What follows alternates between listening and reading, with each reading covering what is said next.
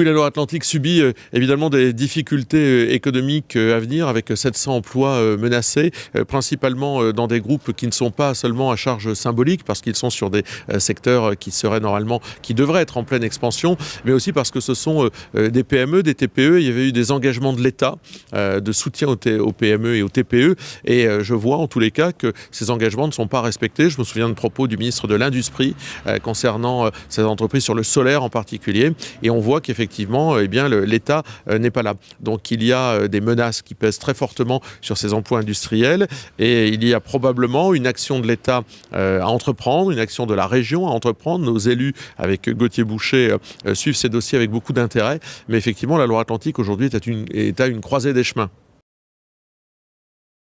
Oui, c'est un projet que soutiennent les élus du Rassemblement national. C'est un projet alternatif. Alors, bien entendu, il reste techniquement à démontrer qu'il pourrait être une des solutions. Mais effectivement, dans ce domaine-là, il y a des alternatives qui n'ont pas été creusées, j'allais dire, par l'État et que le Rassemblement national, par la voix de ses élus, met sur la table. Nous continuons à suivre ces dossiers-là. La réindustrialisation ou l'industrialisation du pays fait partie de nos priorités. Et effectivement, il y a une concurrence internationale, une concurrence chinoise, notamment dans ces domaines-là. Et là encore, nous en appelons à ce que l'État respecte sa parole.